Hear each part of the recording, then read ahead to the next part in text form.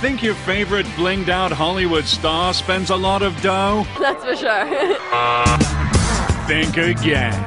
Because when it comes to lavish living, nobody brings it on like the billionaires. I'm the luckiest guy in the world, and when I die, I want to come back as me. In the next hour, we're going to show you the never-before-seen lives of the world's richest people. You have to be a little spoiled and show it. We'll visit the grounds of their multi-million-dollar compounds. Larry Ellison has bought over $100 million worth of properties here in beautiful Malibu, California. Take you on board billionaires' private planes and show you how they're tricking out their jumbo jets. It's basically an open canvas for us to create whatever type of interior that they want. And we'll even hitch a ride on the billionaire's favorite toy, the mega yacht. It runs really like a little floating city, and that's what mega yacht's all about. Jealous yet? Wait till you meet the world's hottest young billionaires to be. Welcome to my home in Bel Air. Hey millionaires, call us back when you make some real money. Bill Gates, he's making as much money when he's just sleeping than a lot of these young Hollywood people are making for an entire film. Way more than that. Because this is the fabulous life of filthy rich billionaires.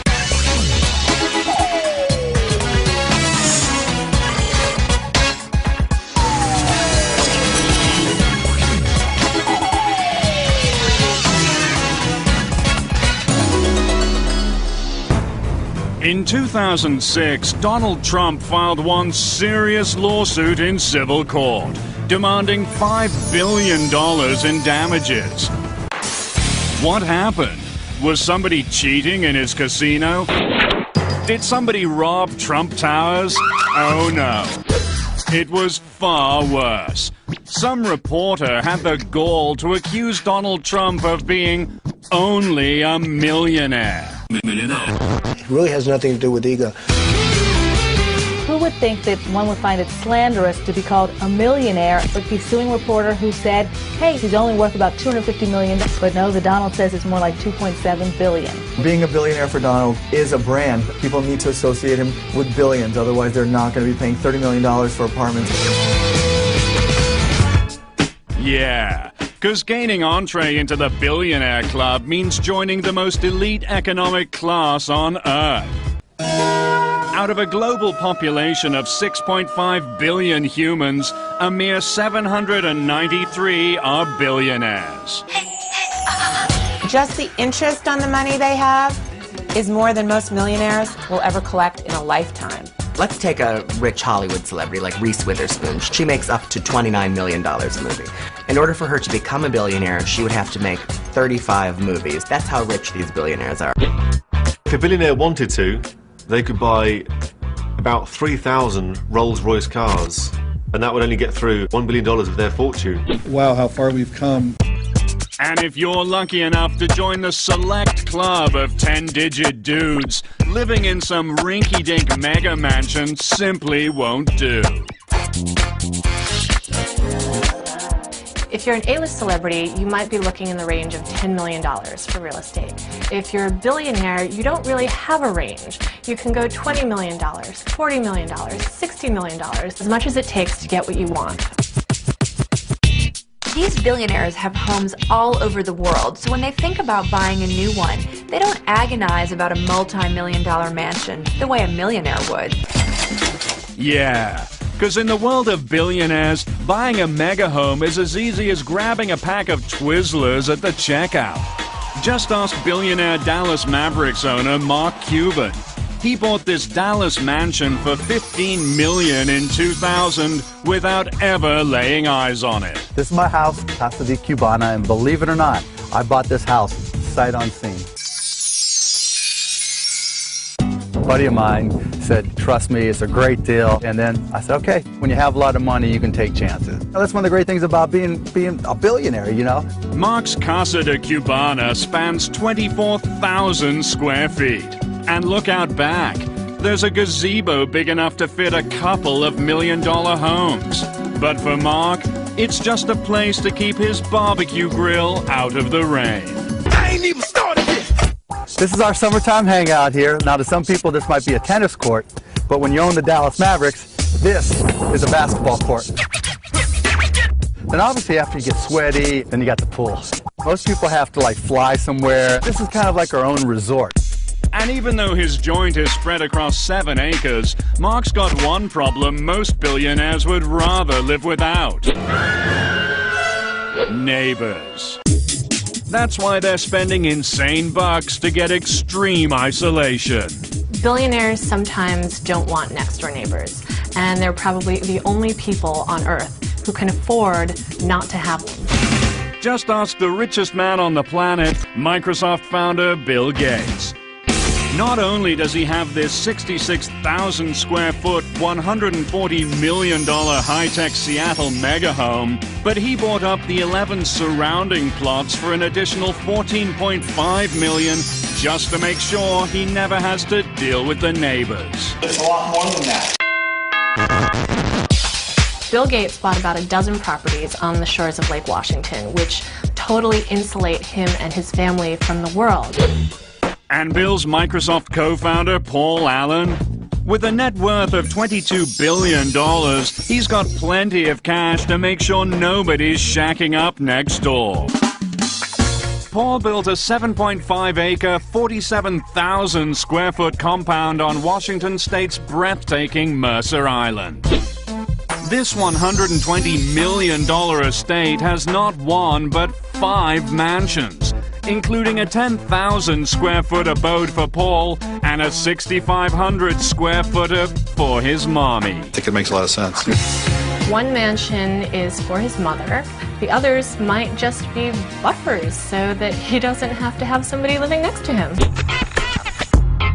But no billionaire spends for complete privacy like Oracle founder and $16 billion man Larry Ellison.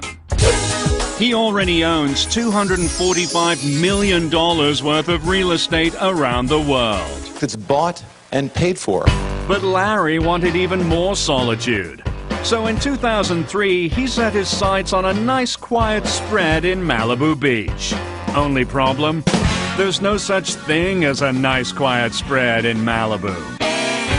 Everyone wants to be on the beach in Malibu. It is tightly packed with celebrities and millionaires. So what's a poor billionaire to do?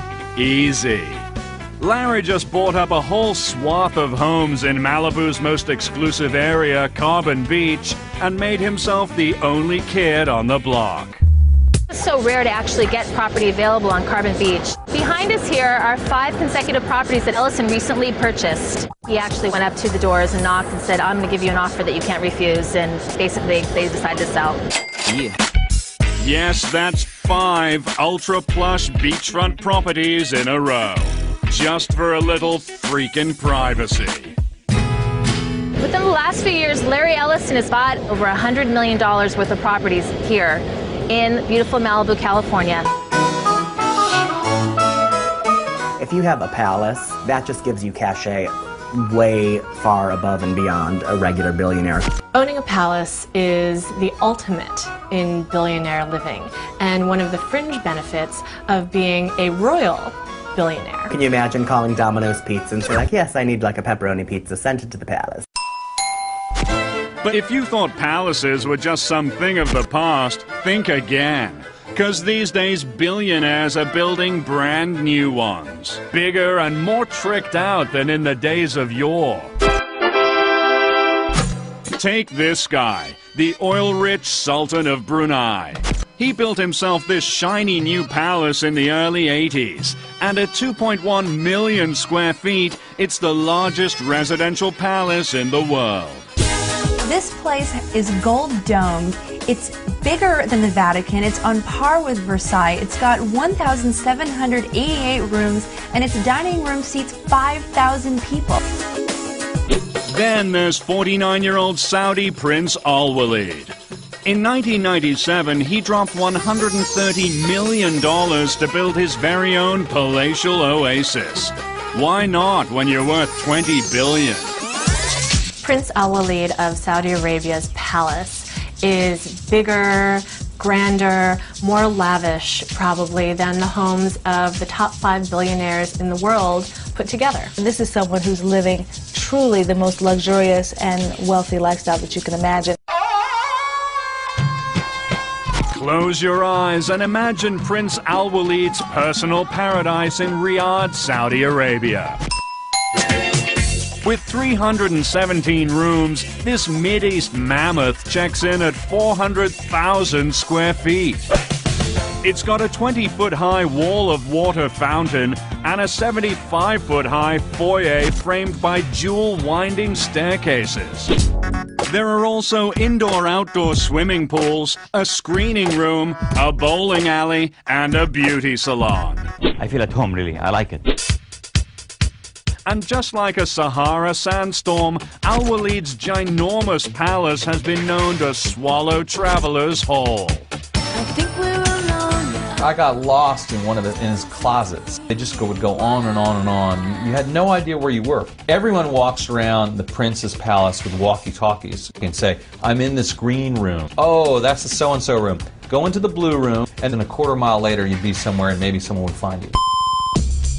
Good thing the prince has a staff of 180 to help with search and rescue. So Al Walid can kick back in front of one of his 520 TVs and worry about what really matters. His money. The stars. Unreachable normal human has $1 billion. Take Virgin Airlines boss Richard Branson. He's building his own rocket ship designed for space tourism, Virgin Galactic. Or Amazon.com founder Jeff Bezos. He's building a spaceship and his own personal spaceport on his West Texas ranch. But Microsoft founder Paul Allen is one step ahead of the space pack. His Spaceship One was the first private rocket to leave the Earth's atmosphere. It seems to be a logical thing for a billionaire because it's a new way to spend money. So if you have the billions, why not buy yourself a spaceship? It's not often you get a chance to participate in the making of history. And if you think their rocket ships are far out, check out how they're jet setting around Mother Earth. A must for a billionaire is owning a jet, ready to go anywhere at any time. You don't want to be a billionaire having to wait in line at the airport. You need to be able to pack your bag, get on a plane at any time of day or night. These billionaires fly around in their private jets the way you and I commute to work.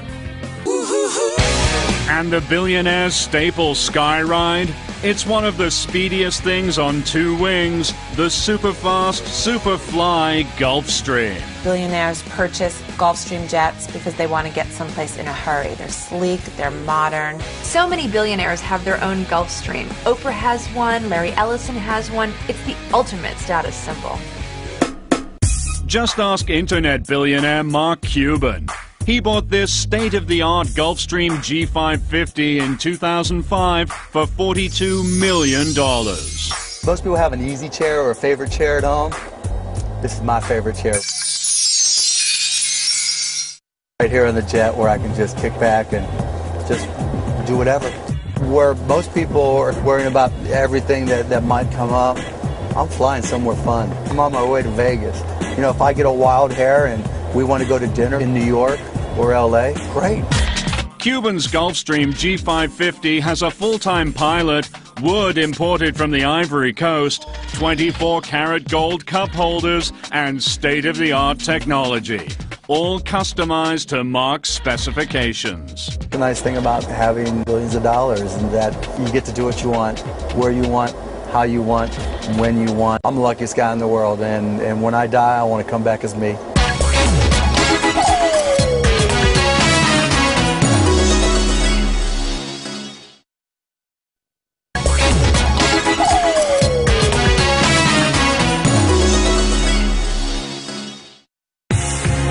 While the Gulfstreams might be the sleekest thing in the sky, for billionaires who want a little more legroom, they're buying their own jumbo Boeing jets, turning airborne behemoths into their own personal mansions in the sky. Boeing is known for building commercial airplanes for American Airlines, Delta, but when the billionaires started snapping up these planes, Boeing started a special division just to build aircrafts for billionaires. You have to be a little spoiled and show it. And Donald does. He's got his own 727. Then there's the Google guys, Sergey Brin and Larry Page. They bought themselves a banging Boeing 767 in 2005. And Saudi Prince Al Luaid, he travels in style in his own 747, the monster of the Boeing line, with a staggering 40,000 cubic feet of interior space. I spend quite a bit. That's right. While the sticker price on your average jumbo jet can run over $200 million, billionaires are spending way more than that to make them nice and comfy. Lights, please. Here's your typical commercial airliner. Cramped seating for 500, 6 tiny bathrooms, and stale peanuts. 1 bag per passenger. But when a billionaire gets hold of a jumbo jet, out go the seats, and in go all the amenities of a palace, plus all the peanuts you want. They have jets where it's, bedrooms and staterooms, and makes Air Force One look like just awful. If they have a favorite interior designer who has designed their main home, they can also have that interior decorator on board. Or they hired this guy, Edis Doré, the New York City-based high-end interior designer who specializes in reinventing jumbo jets for billionaires. When a billionaire comes to us with their aircraft, it's basically an open canvas for us to create whatever type interior that they want. And Edis, he gets some pretty insane requests. It's anything from a modern interior with a jacuzzi, or a Playboy's aircraft with an entertainment room with a stripper pole. And another client wanted us to have their 747 essentially look like the entrance to Skibo Castle. The upper deck lounge was basically a smoking room that you would find within the castle itself. The cabin's only limited by the person's imagination. Yeah, because when you're a billionaire, the sky's the limit. Step aboard the Shadow. With a spa, beauty salon, a 5,000-bottle wine cellar, floating putting green, and its own onboard security force, it's the ultimate dream yacht, right? Wrong. For billionaires, the Shadow's just a floating storage space, so they can tow big-ticket toys like helicopters and limousines behind their yachts. The Shadow has put billionaire boating over the top. It drives along behind the yacht and basically offers all the comforts of your mansion back at home and puts it out at sea, and you can take it anywhere in the world with you. To rent the Shadow for 1 month, it costs seagoing billionaires nearly $500,000. But if billionaires have got ocean-going storage like this, you'd better believe their actual yachts are out of sight. Yeah. A celebrity and a millionaire can charter a yacht. A billionaire is the one that owns it. A yacht is one of the most expensive things that you can own in the entire universe. The insurance value of this boat is more than $100 million. And please, don't call them yachts. Billionaires have mega yachts. What's the difference? A yacht maxes out at a measly 80 feet and usually costs under $1 million. But a mega yacht, it can be 200, 300, 500 feet long and cost hundreds of millions of dollars. These mega yachts are just different class. Some of them take up to 3 years to build. They have to be built in special shipyards. There are only about 80 of these mega yachts in the world, so it's an incredibly exclusive item to own. When you get to a yacht over 350 feet, you can't even dock it. You need to keep it in the water and then take another boat over to the dock. When you're a billionaire and you've got a yacht, you can basically turn it into your own floating cruise ship and have everything you want and totally kit it out. Yeah. Want to see one of the 10 largest billionaire mega yachts in America? Step aboard Blockbuster founder and Miami Dolphins owner Wayne Huizenga's personal mega yacht. Before he made his billions, Wayne used to drive a garbage truck. Now, he's at the helm of this, the Floridian. This is the Floridian. It's definitely a billionaire's yacht. Comes with a large cinema upstairs, a viewing lounge up there. Down below we have a swim-up pool, which is also a jacuzzi and a hot tub. She also comes with a big helipad on the aft deck, so we can land a 14-passenger helicopter. She carries 17 crew, and she has 6 staterooms, so you can sleep up to 12 guests. She can go transatlantic 2 ways without fueling her up. It runs really like a little floating city, and that's what a mega yacht's all about. But at 228 feet, the Floridian is at the petite end of the mega yachts. These days, some billionaire sailor boys are playing real-life battleship to prove who has the biggest, baddest yacht on the sea. Who has the biggest yacht in the harbor is a favorite billionaire's game to play. Want to play along? Welcome to the Fabulous Life's Billionaire Battle of the Mega Yachts. Starting with Captain Number 1, Russia's richest man, Roman Abramovich. Raised as an orphan in his native Russia, he became a captain of the oil industry and then commander at sea.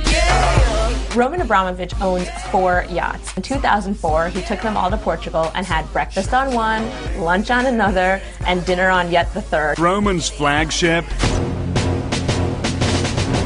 it's the 377-foot, $125 million Polaris.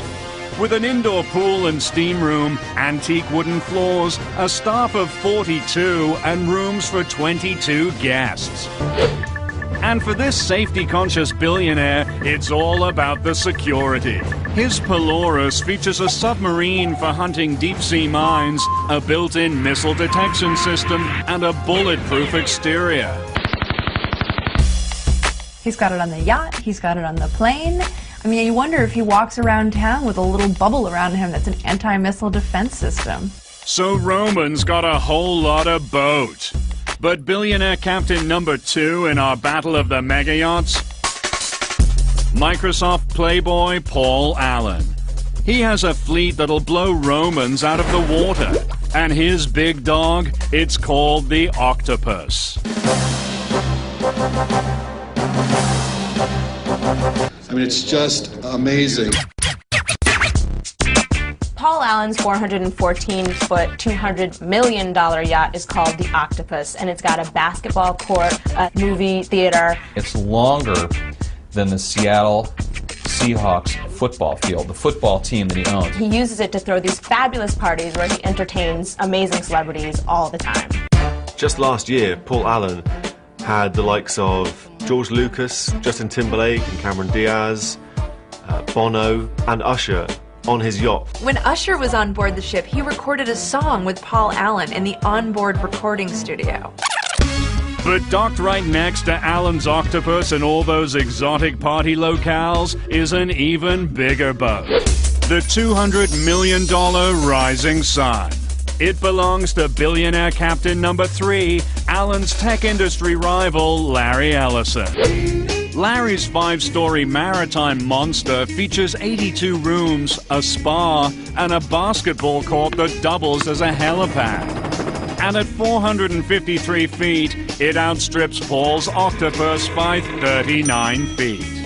Oh yeah, Larry made sure of that. Larry Ellison and Paul Allen have been in the billionaire battle over the size of their yachts, and currently, Larry Ellison's the winner. When Larry Ellison heard that Paul Allen was building a bigger yacht than his, he asked his designers to add 50 feet on, just so that he can say, I have the biggest boat. It is absolutely true. But even though Larry supersized the Rising Sun, he'd have to tack on another 72 feet to match our reigning mega yacht. The world's longest, largest, baddest mega yacht of all time. At the helm, it's billionaire captain number 4, Sheikh Mohammed bin Rashid Al Maktoum, the ruler of Dubai. And his royal $300 million platinum is a record-breaking 525 feet long. That's bigger than a Royal Navy destroyer. The ruler of Dubai doesn't so much have a yacht as he has his own floating neighborhood. You can have a lot of people on that yacht and never actually have to interact with them. Still under construction, the Platinum's as luxurious as it is long. With 2 master staterooms, a cinema, disco, squash court, plus its own submarine and a helipad for the Prince's Black Hawk chopper. It costs 10% of the total value of the yacht just to upkeep it for a year. So to do the math simply, this billionaire spends $30 million a year to upkeep his yacht. I mean, you take some celebrity, that would be as much money as they made in several years. But the sheikh must be shaking in his boots, because reportedly our fave Russian billionaire Roman Abramovich is on a covert mission to develop an even bigger boat. Being built in a German shipyard under a cloak of secrecy, his 5th mega yacht goes by the project codename Secret. But it's no secret that Roman's gonna have the biggest mega yacht on the sea. Abramovich is building another yacht. It'll be the 5th in his collection, and it is reported to be the world's biggest at more than 525 feet long. What will it have? What won't it have? Step into the bedroom of Microsoft founder and richest man alive, Bill Gates. Looks like he's sleeping comfortably, right? He should be. 'Cause while Billy Boy snoozes, his Microsoft empire keeps growing, which means he'll wake up $4 million richer in the morning. Wake up and smell the money, Bill. He's making as much money per night of sleep when he's just sleeping than a lot of these young Hollywood people are making for an entire film that they spend months filming. Way more than that. Bill Gates is so wealthy that the IRS had to have a special computer to calculate his wealth. Bill Gates is the richest man in the world. That says it all, right? That's right. Bill's got plenty to line his mattress. A mind-blowing $50 billion. And when we're talking about fortunes this massive, billionaires have got to make up stuff to spend it all on. The problem with being so rich is that you can literally get anything you want, anytime, and that money is no object. Give it to me now. Give it to me now. To actually spend all of it, it's a challenge. It is probably a full-time job. So much more money than I could ever spend.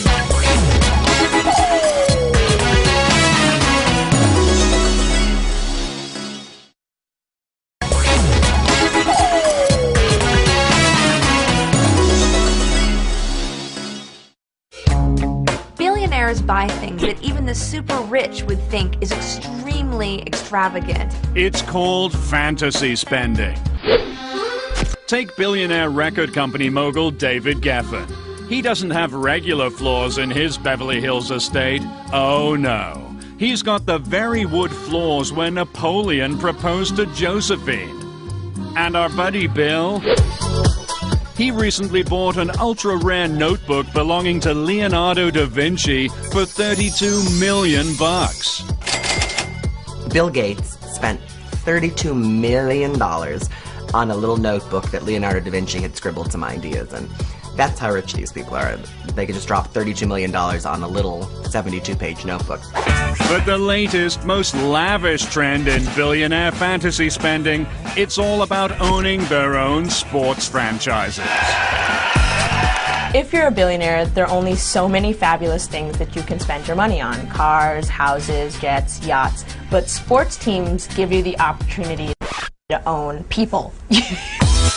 And in the age-old battle between jocks and geeks, owning sports teams is revenge of the nerds, billionaire style. For a lot of these guys, when they were younger, poor little geeky, didn't get picked first for the sports team. They're having their sweet revenge now because they own some of the biggest franchises in the country. Take our fave techno-geek money man, Mark Cuban. When Mark was in high school, the jocks called him and his friends the Turtle Club because they ran so slow. Now that Mark's filthy rich, he bought himself a bunch of jocks to do the running for him. Mark Cuban has spent almost $300 million in the Dallas Mavericks. I spent a whole hell of a lot of money. But no Silicon Valley super nerd conquered the sports world like Microsoft's $22 billion man, Paul Allen. Here's a younger Paul with fellow Microsoft co-founder Bill Gates. Not exactly the picture of athletic excellence. But these days, Paul spent almost $265 million for franchises in both the NBA and the NFL. Paul Allen owns the Seattle Seahawks and the Portland Trail Blazers, two very well-known franchises in the NFL and the NBA. He's having his very sweet, sweet revenge. Certainly feel that looking around here today, and I hope you feel the same way. Allen may have bought himself a whole lot of jock cred, but he hasn't been able to buy his team's championships. For that, you gotta spend even bigger bucks. Like Russian $18 billion man Roman Abramovich. This football fanatic didn't just want to own a soccer team, he wanted to own the best soccer team on earth. In July 2003, Roman Abramovich bought Chelsea Soccer Club for £90 million. Chelsea were pretty good before Roman came along, but as soon as Roman's money came into the equation, they became invincible. Because Roman might have spent $130 million to buy the Chelsea Soccer Club, but to make them truly unbeatable, he traveled the globe on an all-star soccer player shopping spree, blowing a total of $775 million to assemble the highest-paid team in British soccer history. He's dwarfed the competition, certainly in terms of payroll. He's the Steinbrenner of soccer. Roman's money paid off because last season they won the championship and they lost one game all season out of 38 games. It's an incredible record. Roman's team is so good in Chelsea that the entire UK is angry at him. British football is pretty much ruined. Oh, those billionaires. They'll never play fair. Don't sweat the technique. Think it's sweet to be a billionaire? Well, there are some lucky who are guaranteed to become billionaires without ever lifting a finger. Who are they? You're about to meet the 4 hottest billionaires to be on Earth. Starting with number 4. You might recognize 21-year-old Stavros Niarchos as Paris Hilton's sometime boy toy. But the Greek hottie is also heir to a $7.5 billion dynasty. Stavros Niarchos is this billionaire baby, and he is hot. People really just want to know about Stavros and what the family is about. He definitely has this European, international, mystique about him. Yeah. Because the second baby Stavros was born, he had billions on tap from both his mama and papa. Daddy Philip inherited a Greek shipping empire.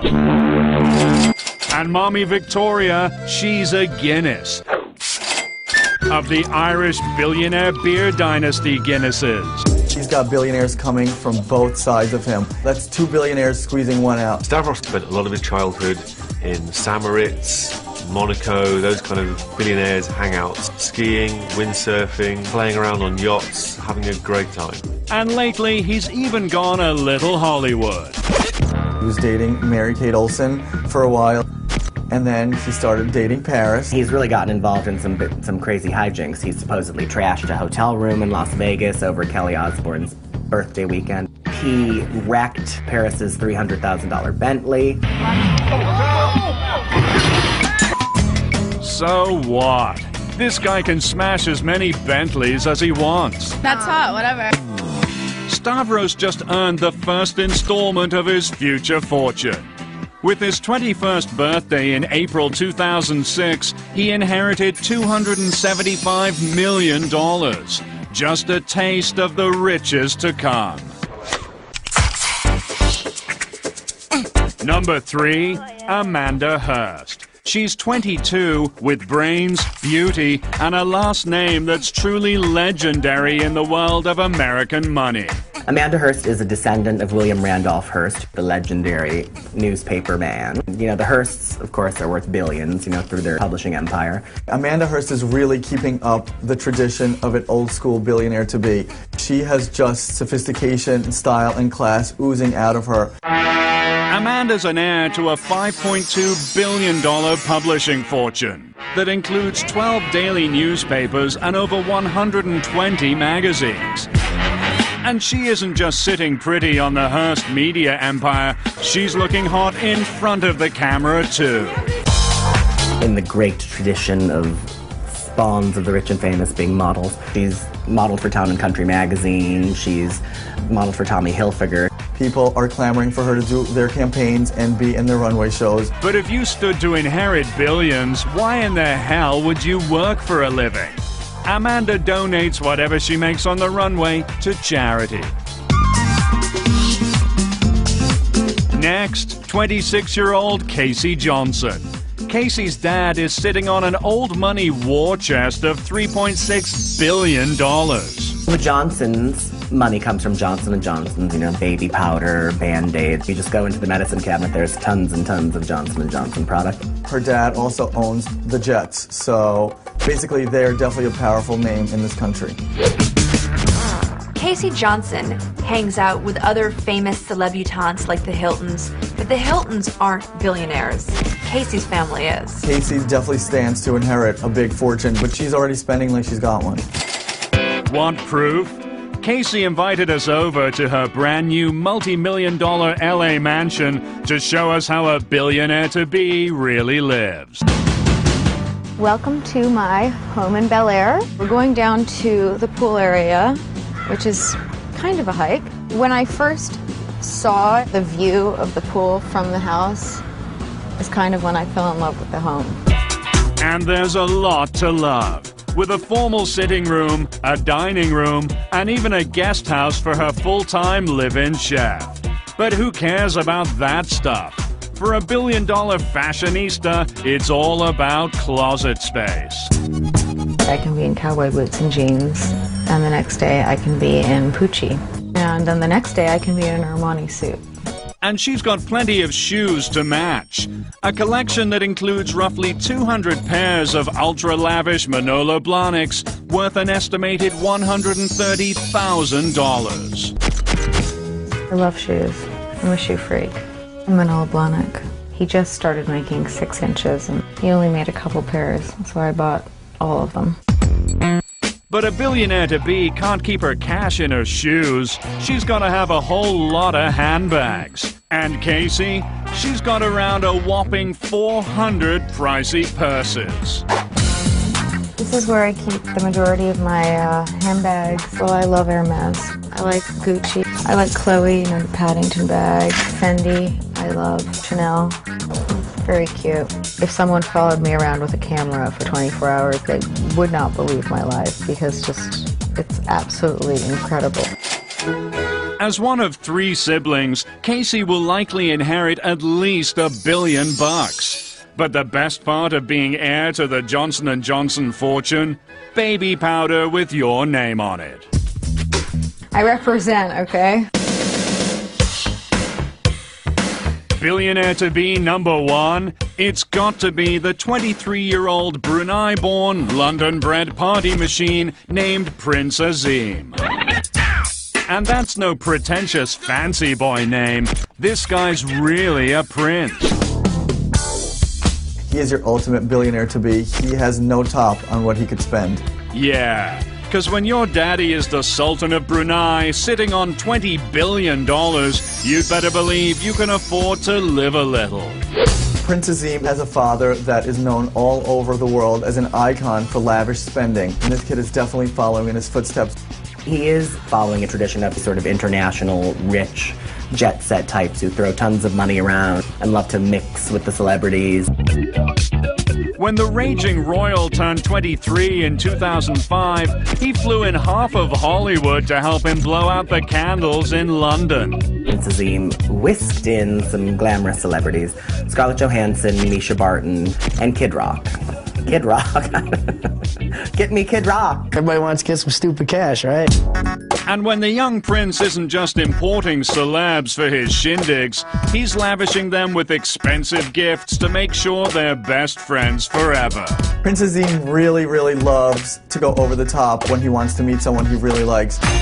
That's for sure.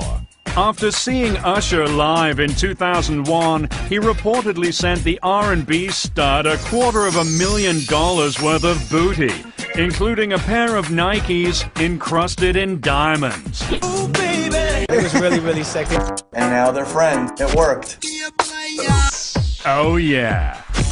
Because when you're one of 4 sons set to divvy up a $20 billion oil fortune, everyone wants to be your buddy.